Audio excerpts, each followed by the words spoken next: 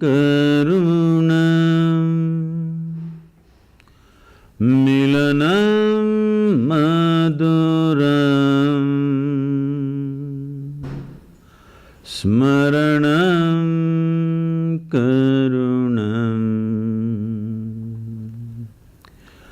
kalavashadiha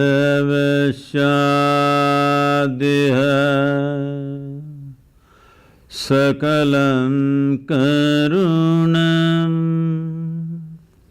samayadipate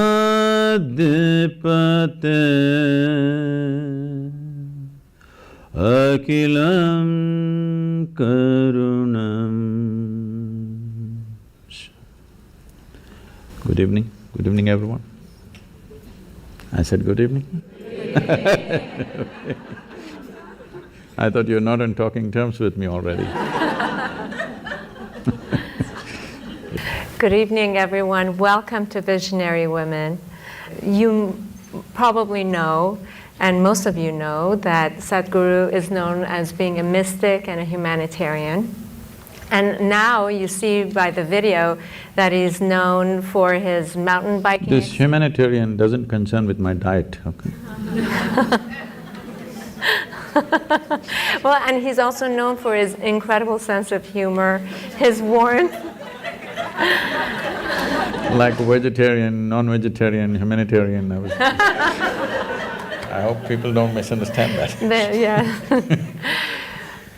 But most impressive, I have to say, is my husband and I were at your ashram probably 2 years ago, and we got a first glimpse at what you do in rural areas by uplifting them from poverty, from the huge schools that you run.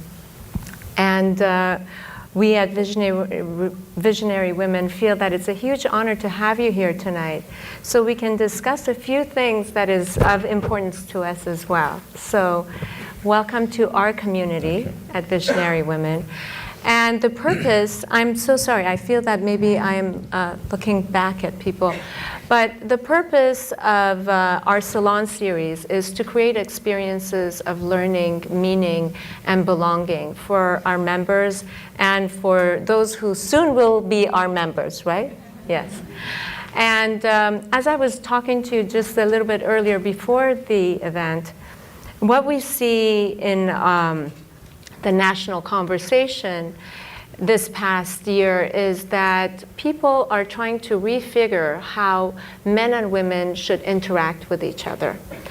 And I thought that it would be very appropriate for tonight to also invite men in our forum. Given that we're a women's organization, we're very well aware, not only our board, but our whole membership, that in order to have true understanding, we need to be talking about these conversations aloud, collectively, and most importantly with an open heart. And men are our partners, our brothers, our fathers, our husbands, and our allies. And we wanted to start off first really talking about maybe the whole idea of consciousness, what it means. For those of you who haven't watched Sadhguru, there are hundreds of YouTube videos and of his teachings. And there was one at MIT that you were talking about consciousness that I thought would be very interesting for our audience to really get the definition of what it means. See, what is a man and what is a woman is a small difference that nature has introduced into a species just to address a certain aspect of our life, essentially to address the reproductive aspect. When I say reproductive aspect, we all exist because somebody reproduced. Hello? Yes. Is it okay? If nobody was drawn to anybody, if nobody felt a bit horny, we wouldn't exist. Is this a guru speaking? We wouldn't exist, isn't it? Yes. Let's come to terms with this. We don't exist because out of their love for children they produce, no. They felt horny, and here we are. There is no need to make our biology either filthy or raise it to another level. We just have to look at it for what it is. We have to come to terms with our biology, first of all. It's the most rudimentary thing, but unfortunately that's not happened to most human societies, that we have not come to terms with our biology. Body parts are ruling our minds. Yes? So it's from that context that you see this problem evolving, how to work together. I'm saying, please, if you find some gap in what I'm saying, because in a brief little bit of time, we are trying to say some profound things. Yeah. If you find a gap, you must ask a question, you must not conclude against me, okay? I can fill those gaps, but I'll create some gaps because to go quickly. Essentially, why should it matter to you? Whether you… right now, you're a man or a woman, why should it matter to me? These things matter only in bathrooms and bedrooms. Why right now it should matter to me whether you're a man or a woman? Why can't I just treat you as just one more person? Hello? This is not against anybody, because we have made human biology so big in our minds. It's become so big because we have not accepted the fundamental biological difference. Yes? Because for thousands of years, religions and philosophies have been telling you what's wrong about your biology, how the fundamentals of your biology is not okay, how the fundamentals of your biology is sin. Because of this, we came to a certain level of resistance about human biology, particularly a woman's biology. Because of this, these things have become big, because the nature of human mind is such, whatever you resist becomes the biggest thing in your mind. Right now, if I tell you as an experiment, next 10 seconds, nobody should think of monkeys. Try, please. You will only be thinking of monkeys. So this has become a crazy thing in the world. We have made human biology into such a big thing, a small difference between man and woman. We made it into such a big thing in our minds, we can't keep it down for a moment. Everywhere, wherever you are, you have to be conscious about somebody's body parts. Why? I can understand a 13, 14, 15-year-old boy, when you were 10, 11, everything was fine. Suddenly a little bit of your hormones hijacked your intelligence, and after that you just look like this. Every little bump on somebody's body looked like a world by itself. Till then you were quite okay. I think that happens at a certain point, but at least by 20, you must fix yourself. Again, you must become normal, you must be able to look at a human body just as it is, without giving it all kinds of meanings. This is what consciousness means, because consciousness is an intelligence beyond your physiological and psychological structure. See, when we sit here, your body is your body, my body is my body. No way these two things can be one. People try hard, but it never becomes one. Only when we are buried, we become one. In the soil, we become one. But as long as you and me exist here, that's your body, this is my body, very clear. That's your mind, this is my mind, very clear. These things will never become one. We can agree on a few things, but my mind is my mind, your mind is your mind, isn't it? But there is no such thing as my life and your life. This is a living cosmos. You have captured some, I have captured some, that's about it. If you… depending upon how much you capture, that will be the scale and scope of your life. This got nothing to do with anybody's biology. Biology is just a small physical difference, just to facilitate one aspect, continuation of human race, isn't it? Otherwise we could all be made one way. If there was no need, if some seeds fell out of your ears and children would come out, then we wouldn't need this difference. So this difference is to accommodate one aspect of life. If you and me are not connected in that aspect of life, I have no business what you got on your body. Yes? You have no business what is me and I have no business what is you. The question is, if we're doing something together, well, do you make sense or do I make sense to you? That's about it. But biology has become a very big thing. One reason in the working spaces and, work areas, I think this is only in America, maybe this is the second generation of women. Or really I can say this is really the first generation of women who really stepped out to work in every arena of life. That's so almost everywhere in the world.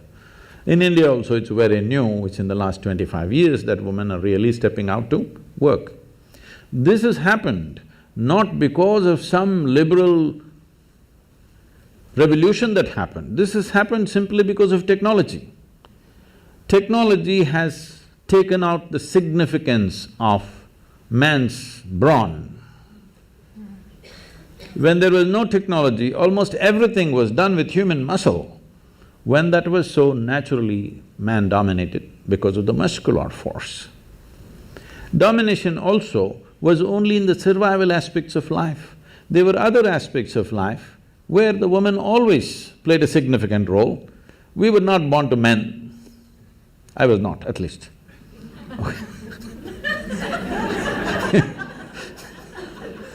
So, they always played a significant role, but roles were divided because economic aspect of life was largely muscle-powered.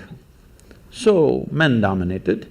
Now with technology, muscle is of no great significance in today's world. So, naturally women are coming into this space. This should happen very as simple evolution. No fight is needed, no revolution is needed. Once you see muscle is not significant, women will fill those spaces. It's anyway happening. There is no need to make a big thing about it. Exploitation. If you're talking about exploitation, I want you to understand, still we are in… as a civilization, we are still in that level of crudeness of mind. It's not just women, anything weaker than us we exploit. Yes or no? Every creature on the planet we're exploiting, aren't we? Hello? Not just women, children are beaten. Why? Just because they're small. Hello? Why do you think children are beaten by a lot of people? Simply because they're smaller than you. If your children were bigger than you, would you go and beat them?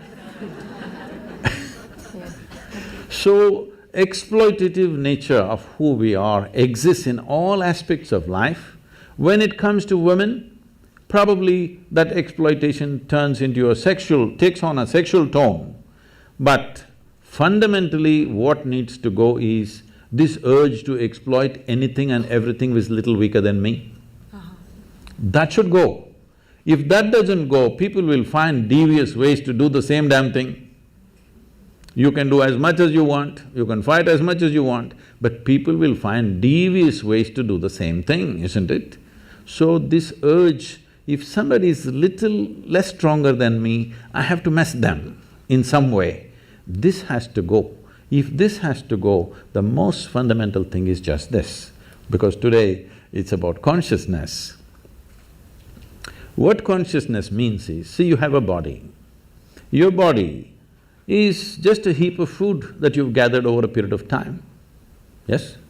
What was soil became food, what was food became flesh and blood, here we are. Most people don't get this till you bury them. If you get it now, you can transform your life. Otherwise, one day anyway we'll get it from the maggots, but that's late. So what you accumulate can be yours, cannot be you, isn't it? Hello? Yeah. Whatever we accumulate, we can say this belongs to me. You cannot say it's me, isn't it? So similarly, whatever the content of your mind is also accumulated from the impressions that we have taken in. So this is also an accumulation, this is also an accumulation. These things are two basic faculties we have. Right now, unfortunately, we are so barely identified with these two things that we can't use them as we should, but they are the source of a lot of mess in the world. So when you say consciousness, You're talking about a dimension of intelligence which is neither of the body, which is neither of your mind, but it is the source of both the body and the mind. You just eat a piece of bread and it becomes human body. Hello? Happening, right? If I take a piece of bread in my hands right here and turn it into a human body, who would you think I am? Huh? Magician? Did you see a magician making a baby?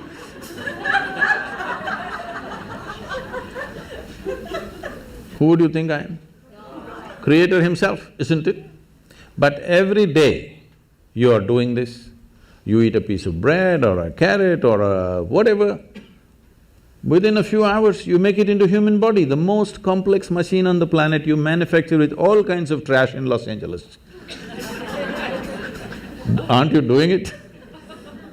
So, when this dimension of intelligence exists within you, if you touch that dimension, naturally your identity will be with that dimension.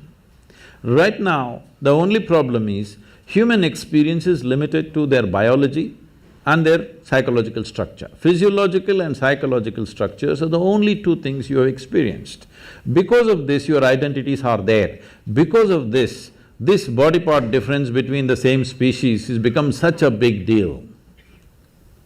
But do you feel that men and women have different essences? Do they have…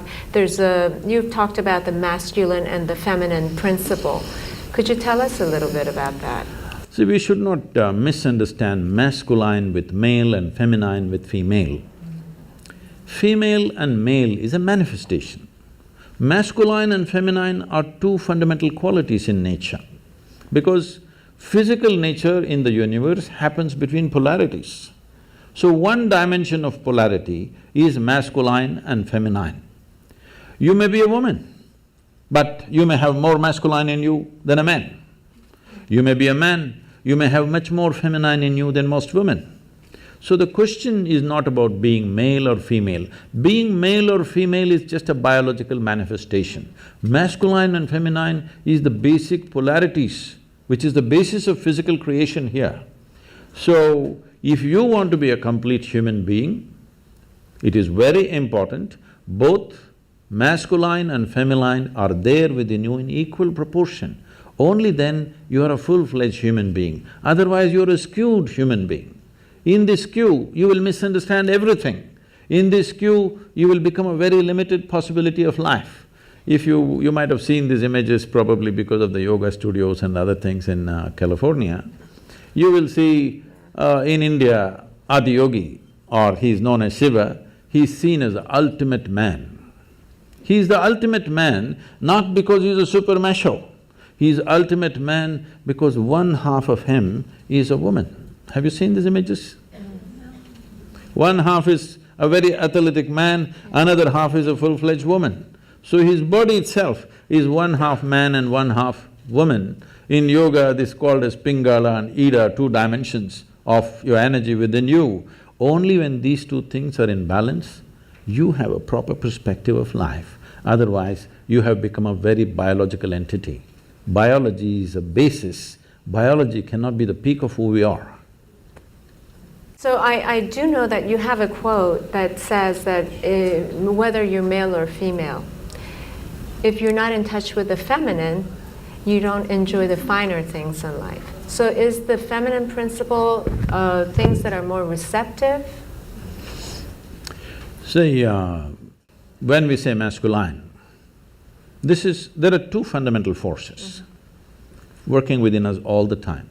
One is our instinct of survival. We want to survive. We can take survival to different levels, but essentially the instinct of survival is this one wants to, this limited entity wants to survive and do well. This instinct is there in all of us, it's there in every creature in the world. Another dimension is, there is something within you which always wants to expand. That's right. When you are in a survival mode, you want to build walls around yourself. Boundaries are important. If you let your dog loose on the street, you will see he goes on peeing all over the place. Not because he has some urinary problem, I'm sorry, I'm not able to look at you. Not because he has some urinary problem, he is building his peak kingdom. He's setting his boundaries. It's a natural instinct. Yeah. He is trying to set his own boundary all the time. This is survival instinct in all of us, that we want to build a wall, protection, self-preservation.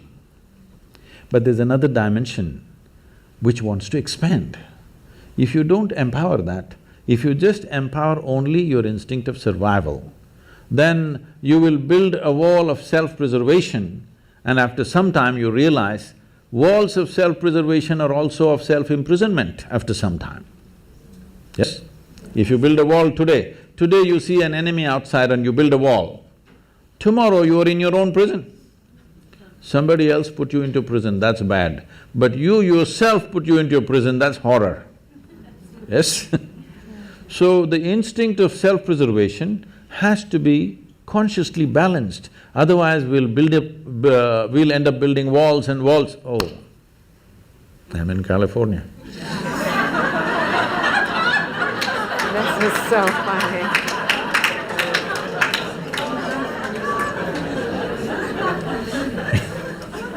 No, I was not making a political statement. You just did. So, inevitably, when we feel unsafe, we'll build a wall. So, the instinct of self-preservation cannot be ignored, it is there, obviously, isn't it? Obviously, it is there in all of us. Walls are not always of brick and mortar, there are a variety of walls we set up. But the longing to expand is also there. How much expansion do you want if you sincerely look at this? Today if you're here, you want to be a little bigger, if you're there, you want to be a little bigger. But suppose I make you the queen of this planet. Hello? Don't look at me hopefully, huh? Why will I commit such a blunder?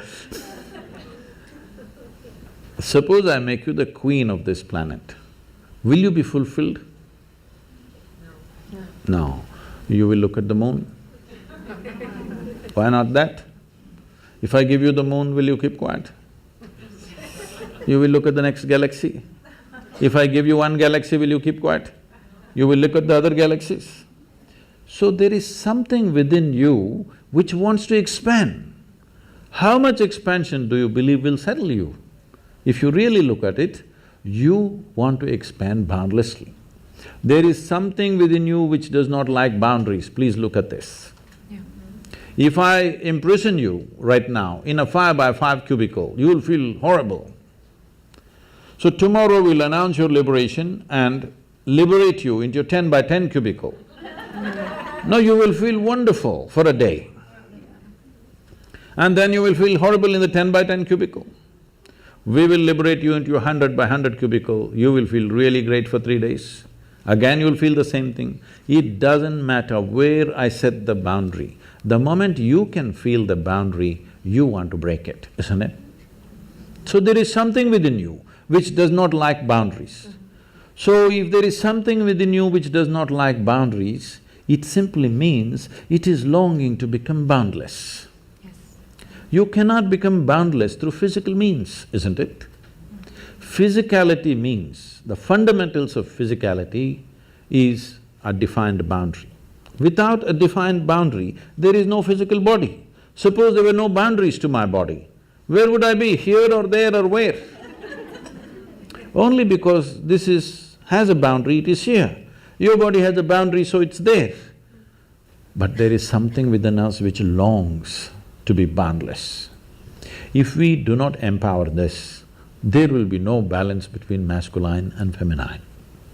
That is why ultimate liberation, both for men and women, it's not… see, one cannot be liberated from the other. Both have to be liberated from what? From this bondage of being stuck in our own bodies and identified with little bodily changes that we have between us and go on endlessly about the same debate. No, unless we become free from the identification of our own physical form, there is really no freedom. This is what consciousness means, an intelligence which creates this body Today there's a whole lot of interest in the Western world about the brain. In the yogic sciences, we do not attach much significance to the brain because we think through the entire body.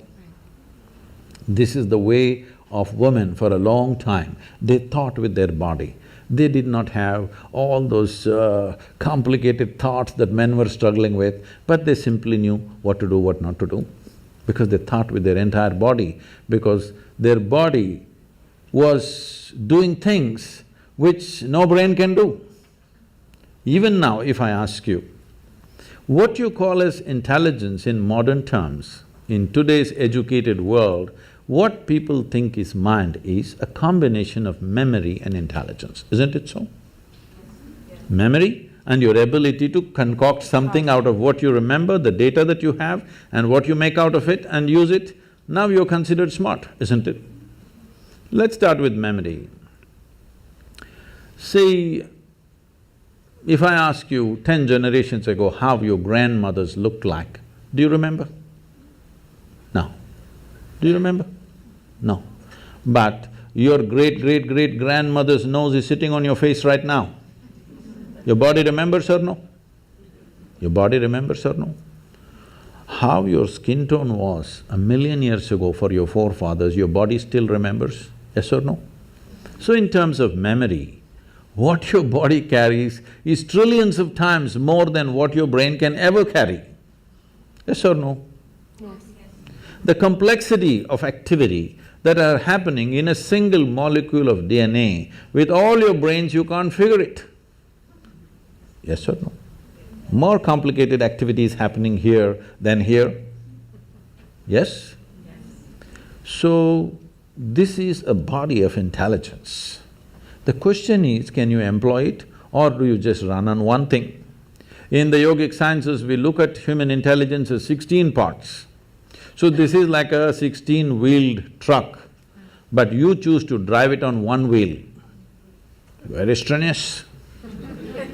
So you will see educated people are the most stressful people on the planet because they are driving a 16-wheel truck on one wheel, very difficult. Their intellect, their thought is the only damn thing they're trying to use, and it's very difficult. You don't have to think through everything. You know, can I tell a small story? Yes, please. My great-grandmother lived to be 113. Wow. Okay that's not the only achievement she had.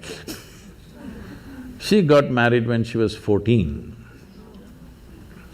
And those days in India, an unmarried girl cannot use tobacco, but once she is married, she is free to use tobacco. So on the first day, she exercised her right to use tobacco, and she lived in a certain way. People started saying, she's a devil of a woman.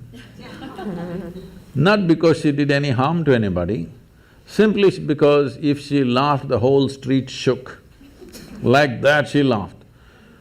Those days, in those societies, women were not supposed to laugh loudly. They're supposed to laugh in a controlled way. Only street women laughed loudly, family women laughed very… At least when men were there, they did not laugh, because there was nothing to laugh about.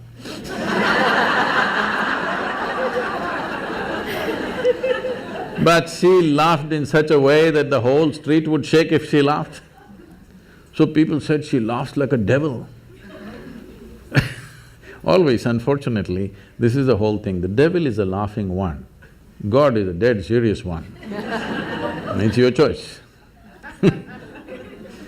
So, she lived wild. Wild means, at the age of 67 or 68, she lost her husband, and then she decided, this is a very large land-owning family.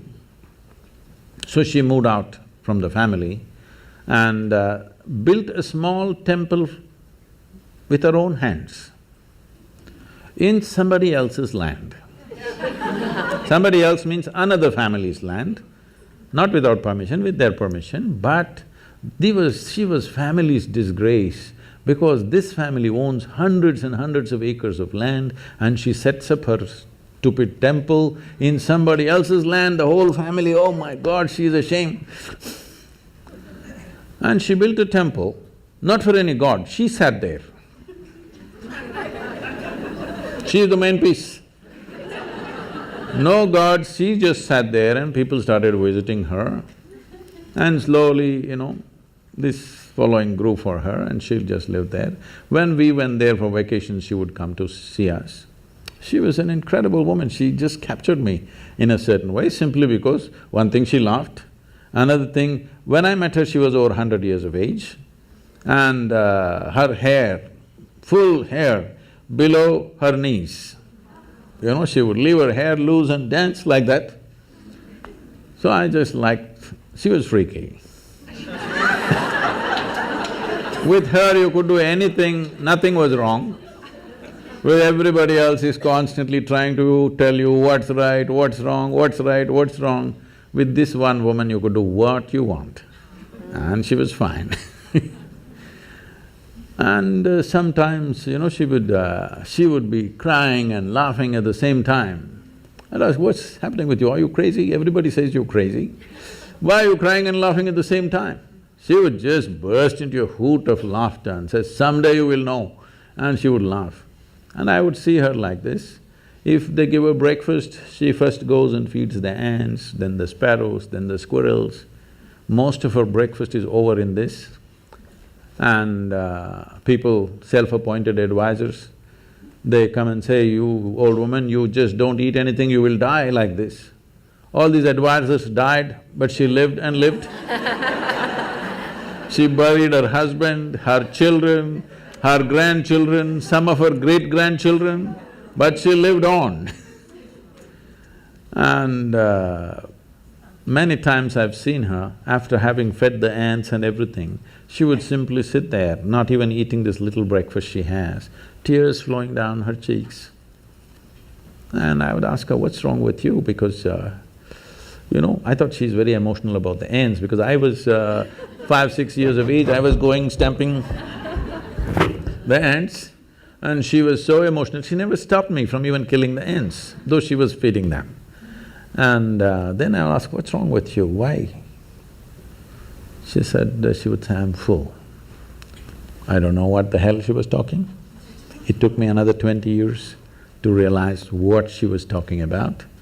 So for me, she became the symbol of feminism for me. She was the ultimate woman because she fulfilled everything that she's expected to fulfill, but she was never a part of that nonsense. She was always beyond that. And this is because not you have great thoughts. Thoughts are very rudimentary stuff in human life. This must be understood, I'm sorry. Because I'm being introduced as a thought leader, I'm getting scared of that. See, thought is happening only from the limited data that you have gathered in your head, isn't it so? But there is something more phenomenal happening all across, isn't it? Hello? The intelligence of the creation is functioning right now here, is it or not? Yes. If you can transform a piece of bread into a human being, that means the very intelligence of the source of creation is throbbing within you right now. Instead of identifying with that, we're unfortunately getting identified with what we accumulate, with the car we have, with the house we have, with the relationships we have, with the body we have, with the accumulated knowledge that we have. We have gotten identified with things that we have acquired rather than being identified with the source of who we are. So this is what consciousness means, but this will not come by thinking differently. You must touch that dimension beyond physiological and psychological process. This is something that must happen. When that happens, there will be no problem about who is a man, who is a woman. Could you please tell us how we can touch that dimension?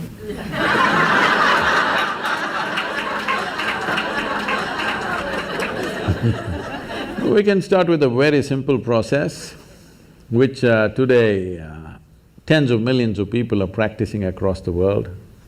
I brought this out because, when I was just about maybe 2.5 or around 2.5 years of age, my mother her health was not good. So they sent me to my aunt's place who lived in my grandfather's house. My aunt was just married and she was only 18 years of age. She was that bubbly, joyful, loving human being that you can't stop her for a moment. And she took me in as her own and we became great friends. I was there for nearly 2 years maybe, but after that I came back to my parents, but I always developed that close relationship with her, not of an aunt, but we became buddies right through our life. Then a time came and her life went on like normal, marriage good, children cute, and the boy got educated and went somewhere and the girl got married as she wished and grandchildren came, everything wonderful. Then she got some ailment. Then she knew in the next 2 years she's going to die, max 2 years. Then I saw this wonderful human being deteriorating into nothing. Total mess she became. This such a loving, joyful, exuberant human being that nobody could stop suddenly became a wreck. I just looked at her. I was into too much travels here and there, I tried to catch up with her, but nothing much could be done with her because she just shattered. I just looked at her and saw the only problem with her is she knew two things, her physiological structure and her psychological structure. She managed it well and kept herself loving, joyful, wonderful, everything. The moment she realized these two things are going to end, she's finished. She's just finished. You can't believe such a wonderful human being became so nasty and miserable and broken. At that time I thought, this is something that needs to happen. So we started what is called as, in Tamil Nadu, we started this Urusuttu Anmikam. This means one drop spirituality. Everybody must have at least a drop of something which is beyond your body, which is beyond your mind, something within you which is not a concoction of your mind. A place to stand beyond physiological and psychological process must be there in every life. As a part of this, we launched what is called today being practiced by many people. Is anybody practicing Isha Kriya here? Yeah. This is a simple process. Initially, it looks like a psychological process because people can't keep their mind aside, they have to use it in some way. So we are going through the psychological process, but if you go deep enough into it, if you sit here, your body will be here, your mind will be there, what is you is little away from that. Once there is a little distance between you and your body, between you and your mind, this is the end of suffering. Because human suffering happens only on two different levels, physiological suffering, psychological suffering. Do you know any other kind of suffering? Hello? No. Physical suffering, mental suffering, this is all. Once there is a distance between you and your body, between you and your mind, this is the end of suffering. This must happen to you not at the end of your life, at the very beginning of your life, because the fear of suffering is what has crippled humanity. A human being has not explored the full depth and dimension of who they are simply because of the fear of suffering. What will happen to me? What will happen to me? Is always the concern, isn't it? Suppose you came to this kind of ease, that if you sit here, whatever the hell happens to me, this is how I will be. If this assurance and ease came into your life, then you would explore life in many more ways than you're doing it right now, isn't it so? This needs to happen. If we want to unleash human genius on this planet, the fear of suffering has to go. For that to go, you must know something beyond your physiological and psychological structures. Absolutely. Do you feel that… First of all, I wanted to ask you, can you define… what is the difference between meditation and prayer? Oh.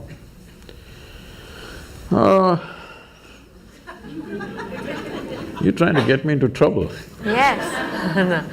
No, because some people say my prayer is like meditation. Could be. It could be, but probably meditation is more of a form of listening, I would imagine. See, there is something called as organized prayer, and there is something that all of us may experience at some point. You don't have to be religious for this. Sometimes you become prayerful. You saw a glorious sunset, you just sat there without knowing why. You're not saying anything to the sun, after all he's going. Simply, just the beauty and the magnificent nature of what it is, maybe your hands came together like this, something you did. It happens, right? So you are prayerful. To be prayerful is a fantastic place to be. Now somebody created systems to make you prayerful, but unfortunately that just became prayer for a lot of people. Prayer means you're talking to somebody, a long distance talk. And unfortunately, if you look at the prayers on the planet, I would say 95% of the prayers on the planet, whatever kind of religion they belong to, is just about, dear God, give me this, give me that, save me, protect me. Is that so? Yes. So give me this, give me that, save me, protect me. Does it seem like a divine process to you, or does it seem like survival process outsourced? Yes. It's so true. It's very true. So, outsourcing your survival is not an efficient way to survive. To survive on this planet, you don't need any divine help. You just need 4 limbs and a few brain cells that work. That's all you need to survive. You don't need any other forces to come and cooperate with you for survival.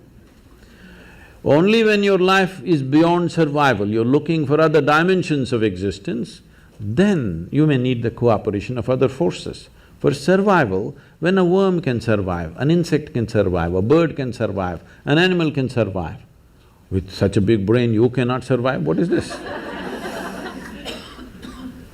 The only problem may be you want to survive like somebody else, that is a problem. That's not going to be ever achieved, because somebody else will always be doing something different or better or whatever you think it is. So, prayer as a process, unfortunately, has become talking process. If you are prayerful, it's fantastic. So being in meditation, see, the English word meditation is not specific to anything, it's a general term. If somebody sits here with eyes closed, we say they're meditating. But with eyes closed, you can do many things. You can do japa, tapa, dharana, dhyana, samadhi, shunya, samyama. There are many things you can do. Or you might have just mastered the art of sleeping in vertical postures. That is also an art. So, the word… English word meditation is not describing anything specific. But as you said one word, listening. Listening is a dangerous thing, because if you start listening, people will think, listen to what? Listen to God. All those people, I'm saying with this all due respect, so those who are devout, those who are prayerful, that's a different matter. But people who claimed they heard God speaking, they did the most terrible things on this planet. Yes or no? Because they said, God told me this, God told me that, it gave them license to do all kinds of horrors on this planet. And especially as women, you should not subscribe to this because millions of women have been burnt alive because God told something, okay? So, listening is a dangerous word. The moment you say listen, people will start listening to all kinds of conversations that are happening. But to become listening is a wonderful thing. If you take these words literally, prayer, listening, all these things can become ugly because people always have this thing about What is my experience of life? I translate everything according to that, isn't it? Whatever is told to me, I will translate it within the limitations of my experience of life. With this, if you say, listen, they must listen to somebody. Whom should I listen to? God or devil? Please listen to God. Then he starts talking. So, listening is a quality. In yoga, we call this being a sati. Oh, that's very wonderful, because sati also means a woman. Sati also means a wife. So we call this satipattana. Have you heard this word? Anapana sati yoga. This means just to wait upon something. Because they saw in ancient societies, women had a certain quality of waiting which made them very special.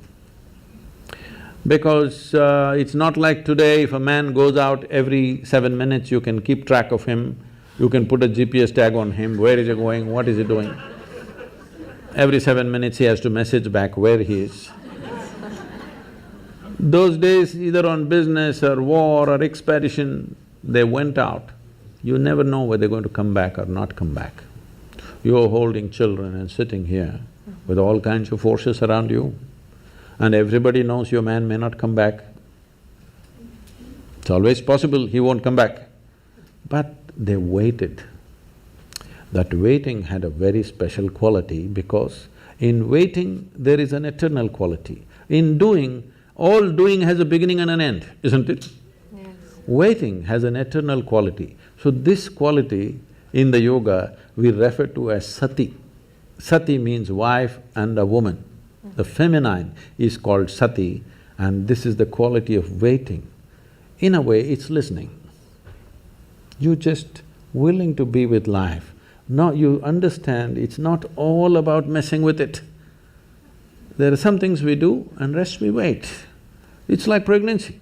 Some things you did, rest you wait. Life happens. I'm going to ask one last question, and I'll turn it over to our audience for questions. But you were talking about willingness, and Visionary Women is a volunteer-run organization. And I know that every single person who is here is giving their time to one organization or another. And the fact that you have 9 million volunteers, and you were talking about the relationship between volunteerism and willingness, and that it's through willingness that you uplift your consciousness, if I'm quoting you correctly, or I'm understanding it. In some ways talking about how it could be a doorway to becoming a bigger person than who you are. See, before we come to women, first thing is visionary.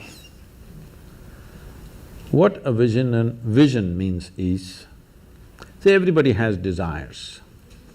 Desire is an incremental way of enhancing our life. Today you desire, I must have a home, tomorrow you desire, I must have this money, tomorrow you desire something else. These are incremental ways of arranging and rearranging our lives, which are needed to do a few things. When you say, I'm a visionary, what you're saying is, I have a larger desire, which is not about just incremental improvement of my life. Desire is about me always. Vision is an all-inclusive process. So, this itself is a phenomenal thing. If people, instead of having desires, if they have a vision, vision is always all-inclusive. Desire is personal. Desire leads to incremental changes and improvements. Vision can transform the whole situation.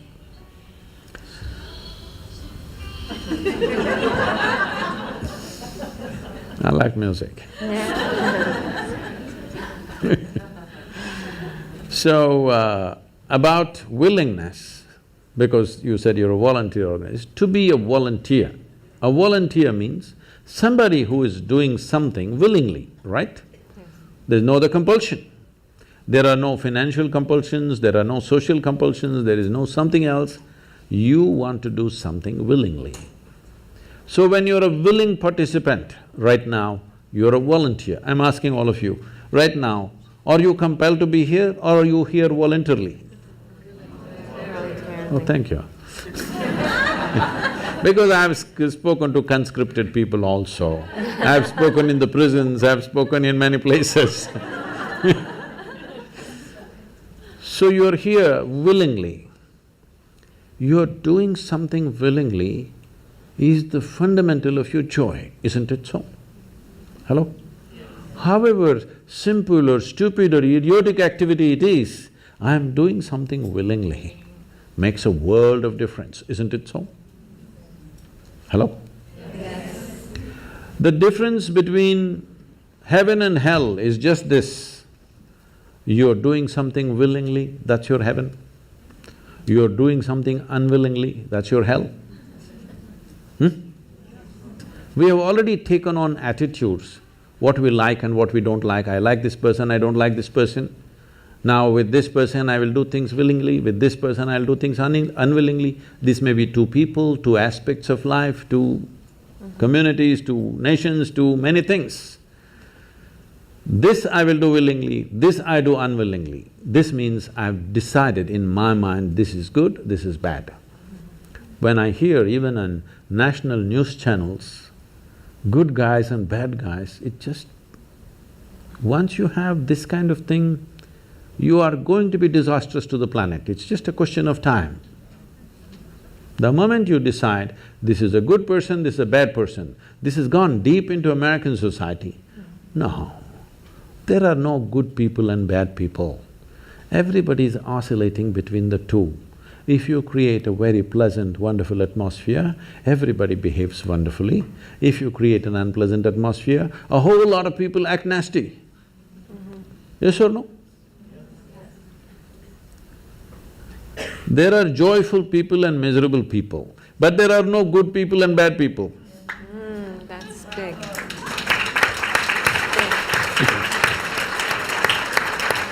The moment we think we are good, we are entitled to destroy the bad, isn't it? Yeah. Oh, we've been destroying a lot of people for a long time. Time to stop that. Because human beings are in different levels of experience and understanding, variety of people.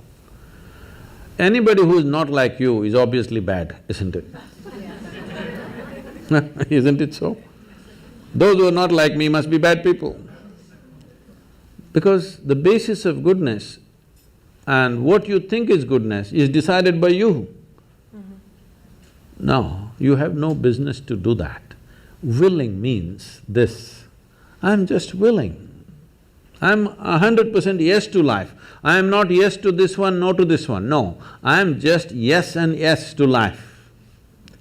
If you are 100% yes to life, you are a volunteer. Oh, that's beautiful. You have become a willing life. You have become so willing that you have no will of your own. People ask me, Sadhguru, how do you operate with all these people? All kinds of horrible questions they're asking, they're doing this, they're doing that. I said, my life is not about them, it's about me. It's about how I am. It's about me. It doesn't matter how they are, that's their choice. But how I am is my choice, this is my way. No matter what they do, I'm like this. Because I have not given that freedom to anybody that somebody can freak me, somebody can make me angry, somebody can make me happy, somebody can make me unhappy. These privileges I kept to myself. It's time you do that too. Because if somebody else can decide what can happen within you right now, isn't this the ultimate slavery? Huh? Isn't this? Someone else can decide what should happen within you.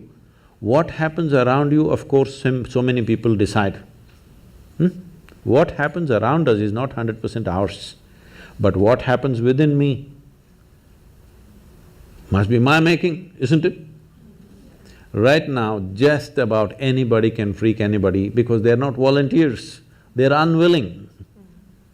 Volunteering means you have no will of your own, you can do whatever is needed. You know, we are a volunteer organization, this means all kinds of people.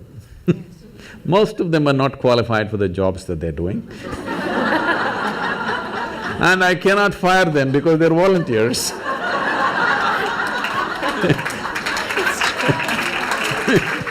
On a daily basis, Sadhguru, I can't work with this person, she's so horrible, I can't do it. I tell them, see, in this world, this is the sort of people who exist, like this, like this, like this, like this is the kind of people there are. But if you want to work with ideal people, you must go to heaven. And today. Today. But if you think what you're doing is very significant, you must learn to work with all these horrible people. This is how the world is. If you think what you're doing is very significant, you learn to work with all kinds of people. You will see horrible people will do wonderful things. Yes? Yes, yes. But if you want to work with ideal people, you won't find any. I haven't found one yet. There are all kinds of mixed bags. Yes. But if you are willing that you are not yes and no, yes to one, no to another, you're simply one big yes, you will find a way. I love that. Thank you so much. That I always say that it's the resistance to life. We have questions? Since the early 20th century, physicists have been, like Max Planck and Einstein and any number of physicists have been positing that consciousness is causative of physical reality. Mm-hmm. That consciousness comes first before physical reality has been manifested. I'd like to hear if you have any comment about that. Mm-hmm. I'll need a few minutes for this question. Yes, please. I'm sure, at least when you were in school, you blew some soap bubbles, did you? Soap bubbles? Yes. Somebody got this big bubble, somebody got that big bubble, somebody got this big bubble. Same soap, if you give it to two people, one person blows that big bubble, another person gets only this big bubble. Hasn't it happened? Yes. Because something so simple as blowing a bubble needs a certain dimension of attention. Those who have the necessary attention can blow that big bubble. Those who don't have, they get these tiny bubbles going. Something's that simple, same soap. So, when my bubble is floating and your bubble is floating, that's my bubble, this is your bubble, clearly there. Then of course after some time it goes poop. When it goes poop, there is no such thing as my air and your air. But when it was encased in the bubble, 100% my bubble and your bubble. Yeah. Just like that, this bubble and that bubble. Now, whether you got to blow a big bubble or a small bubble determines many things. The scale, scope and profoundness of your life simply depends on how much life you captured. You can call it life or you can call it consciousness. Consciousness is a highly corrupted word, particularly in California, because people are using that for just about everything. But they will continue to use that word because I'm trying to reclaim it. We can call it life also because the only reason… Right now, are you alive? Hello, all of you? Yes. Some of you are not saying anything, I'm asking you. Are you alive? Yes. How do you know you're alive? Now stop your breath for a minute, are you still alive? So, how do you know you're alive? You're conscious, isn't it? Suppose you became unconscious, would you know you're alive? No. So the only reason that you know you're alive and you're alive is because you're conscious. So what you call as consciousness or what you call as life are not two separate things. So, I did not know about physicists talking about consciousness, I knew Einstein said something vaguely, because I'm, as you see, I'm unschooled. So I did not go as far as Einstein to study physics, but I paid attention to this piece of life. I paid attention in such a way, as I paid more and more attention, I realized that the problem is in the nature of our faculties. See, right now, if I show you my hand, if you see this part of my hand, you cannot see this part of my hand, isn't it so? If you're hearing sound, you cannot sense the silence. If you're in silence, you cannot feel the sound. If you're in light, you cannot feel the darkness. If you're in darkness, you cannot feel the light. The human faculty of sense perception, of seeing, hearing, smelling, tasting and touching, this is how you know life. All these things are always happening in comparison with something else. Comparison means, what you know by comparison is good enough for survival, but not good enough for knowing the nature of what it is. This is the problem that modern science is struggling with and will continue to struggle with, unless… I'm very glad to hear that early 20th century they said consciousness is the basis, but still we are in early 21st century, but still we have not moved towards consciousness, we are still studying physical things forever. People are studying the brain. I was with that European project called Blue Brain, and they're building a huge massive computer brain, which is like about 3 times this hall, full of computers, and they had built some 18% of the human brain. I said, see, I got all packed here, you guys… Yeah, Such a big thing. No, we're studying, that is fine. You are very excited about the intelligence and the million functions that are happening in your brain. But even the brain was created from within, from the bread that you eat, isn't it so? Hello? Yeah. Even the brain. Why are you not interested in that which creates the body and the brain? Definitely it's more intelligent than the brain, isn't it? So, if you want to put a label on that, we can call it consciousness. I generally just call it life. Or if you want to call it God, you can call it. You want to call it the creator, you can call it.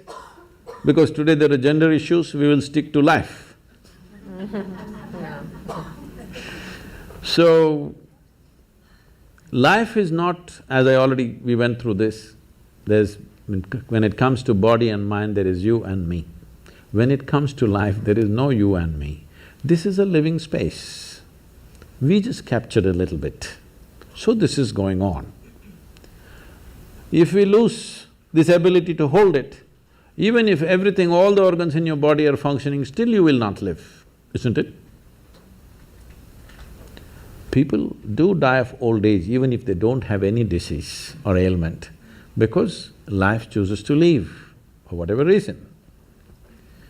So, what you're referring to as consciousness is definitely the basis of all physical existence. Well, modern physicists have gone on to say that over 99.999 whatever number of nines in an atom is empty.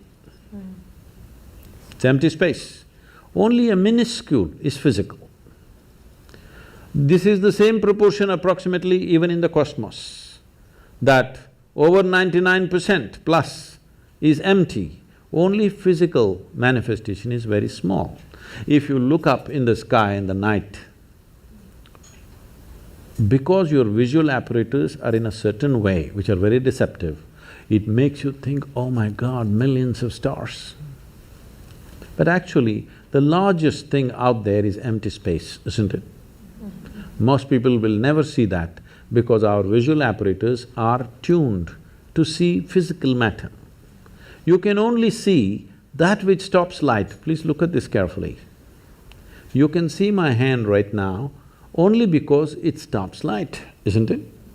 If my hand allowed light to pass through, you wouldn't see.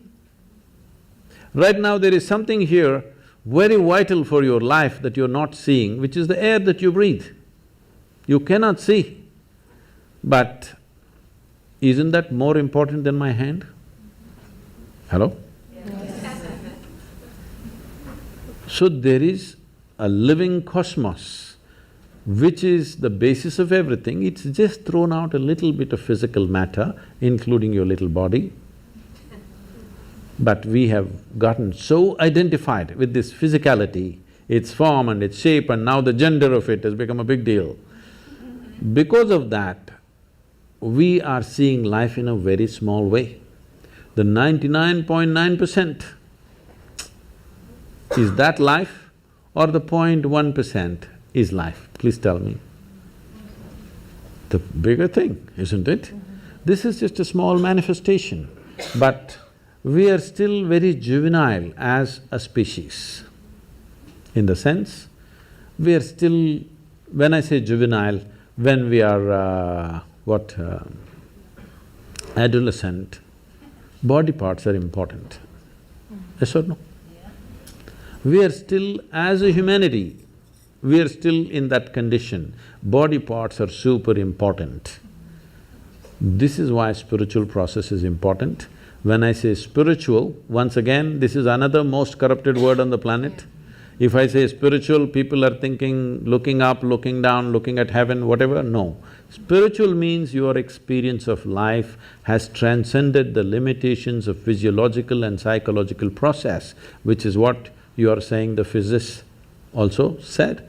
That's very wise of them, that without experience, with inference, they are saying that we acknowledge their intelligence, but after 1 century, we are still not there as a race, as a human species. But one thing I must share with you here is, I was just telling Nicholas, which came back to me because he asked some question. See, when I started doing this work 36, 37 years ago, what I found was when I conducted events and programs, over 82 to 85% of the people came because of physical ailments, because they knew this will give relief. Only 12 to 15% of the people came there, want to know something, experience something. But today, over 87, 88% of the people come because they want to know something, experience something. Only 10 to 12% of the people come for ailments, which is a phenomenal shift in the human society.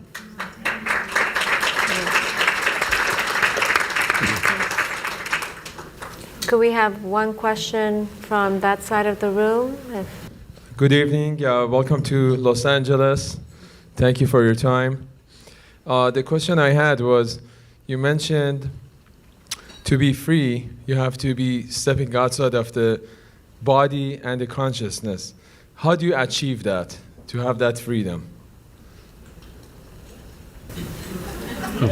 That was my question when No, but how do you achieve that separation when you step out of the basically physical body and the consciousness?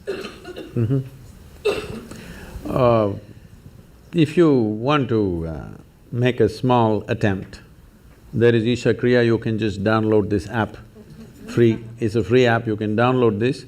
With headphones, you can daily practice this for some time. If you do it for 30-40 days, then you can do it without any headphone, just by yourself. Initially you take support, after that you do it by yourself. This is a simple way to do it. If you are willing to commit 30 to 32 hours, about 32 hours of focus time, then we have a more powerful and effective process, which is called as inner engineering, which is offered in daily classes, or also preparatory part of it as online, and the final part of finishing part of it, which is direct. It is a transmission of a certain dimension of practice. We must understand this because with all due respect, they've done what they have done. But the way yoga is happening generally, not everybody, generally the way it's happening, it's a bit scary to me. Because when you make a very profound process into just an exercise mechanism, or just a breathing exercise. You want to exercise your body, exercise your breathing, exercise everything. That's not the way it works. Even the physical dimension of yoga. See, of over 200 sutras that Patanjali gave, only one sutra talks about the physicality of yoga. Thiram Sukham Asana. This means a posture which is comfortable and stable is your asana. To get to this, people do many twists and turns, that's okay. But only one. Nobody bothers what is the remaining 200 and odd things that he's spoken. So the physical aspect has come to the West and that's become big. It's good, it creates health, well-being. But I want you to understand, there are more people on this planet who are healthy and miserable than unhealthy and miserable. Those who have ill health, at least they have a good reason, they have a good excuse. Healthy and miserable, you have no reason, no excuse to fall back on. So, it is important that you understand yogic practices are not practices, they are live forms, that it is made into a seed form and given to you, you're supposed to hold it that way so that the seed sprouts and grows and becomes something phenomenal within you. It just takes away your backache, your headache, your something else. This is not of great significance, but I understand if your backache is aching right now, that is the biggest thing in the universe. Yes or no? Right now you have a headache. If God appeared, what would you ask? Headache must go? That looks like the biggest thing, isn't it? So I understand, when body is in trouble, keeping the body well is important because even if your little finger is hurting right now, this little finger will become the center of the universe. Yes or no? When it is fine, you can just ignore this body and simply sit here and talk about other things. Little finger is feeling like hell, little finger will become the center of the universe. So, keeping the body well is important for that reason, so that you can keep it aside. If it's very well and no issue, you can just keep it aside and look at other dimensions of life. If this is trouble, our entire focus will remain on this, isn't it? So, inner engineering is that kind of a process. There is a powerful system called Shambhavi, where it is given in a seed form. It is a planting that you do and slowly evolves within you. Millions of people, this is one thing I'm proud of in my life is today there are millions of people, men and women. In the morning if they close their eyes, tears of ecstasy are flowing. I think this is fantastic. People ask me, Sadhguru, what's the greatest thing you've done? I said, tears. Tears of love and ecstasy are flowing. That's a great work. Thank you so much. I think our time is up, but Sadhguru, we want to thank you for this evening. On behalf of Visionary Women, we also want to donate to the Girl Child Project of Isha Foundation. And if you have 2 minutes to talk about what you're doing to help the status of girls, young girls in India, we would very much appreciate it. And Shelley, I'm going to put my shoes on and please join us. I think a little bit of video was there in the introductory video about the rural India, the programs that are happening. I don't know if you saw that, like a 70-year-old woman is playing a game. You saw that she's throwing a ball or something. So this is a movement we started about 17, 18 years ago, and today the next event is coming on 9th of December. I'm there for that event and over 10,636 men and women are participating in the event, that is, as players. Over 150 to 200,000 people will be there as spectators. The people who are playing are just ordinary men and women, especially women in rural India have never played a game in their life. After they're probably 7, 8 years of age, they never played a game. But now they're coming out and participating in a public tournament in front of everybody. It's on the television and ministers and celebrities are coming there to give prizes for them. It's an exhilarating experience for them. One thing it did was, it leveled out many differences of lines of religion, caste, creed, we leveled it out with these simple games. And in our schools in rural India, in very remote places, we have schools where at least 43–44% of the students are first generation going to school. In this, right now the average school-going children, about 61% are girls. Because in our schools, we have made sure the girls are safe, there are proper bathrooms for them, and there is a culture where they are respected and not made fun of, and there are small things about biology which is the basis of our birth, but unfortunately we think it's some kind of funny thing. These things we have leveled out, we've created different culture in the schools, so the parents feel very comfortable, their grown-up girls going to school, in this kind of school where the atmosphere is healthy. So this we are trying to bring, and we've created 12 schools where we incubate teachers, and we've adopted over 4,600 schools, government schools, and we are operating in them. This is making a big difference for the girl child, because first thing I do is, we make our people committed volunteers to go and visit the bathrooms. How are the bathrooms kept? Because bathroom decides whether the girl goes to school on particular days of the month or not. The quality of the bathroom decides whether she goes to school or not. And if she doesn't go to school on those few days, next day when she goes, it's a kind of a joke all over the place. It's like… it's very unfortunate, but this happens. So, first thing is, when we adopt a school, first thing is, I send most important people in the organization to go visit the bathroom. I don't care how the classroom is, how is the bathroom? It is important. So as simple as it seems, when you don't have it, it becomes so important, These are simple things, but when they don't exist, how significant they become. Whether that particular girl goes far in her life or just gets trapped in some limited situation is determined by the quality of the bathroom we provide there. Yes. So this is the kind of change, there's a lot more to be done, but with whatever resources we have, I'm keeping the volunteers, I'm not just a guru, I'm a slave driver. We've been delighted and honored to have you with us this evening, and we want everyone in the audience to know that the proceeds from tonight's event are going to the Girl Child Program that we are delighted to be able to support. So give me a minute.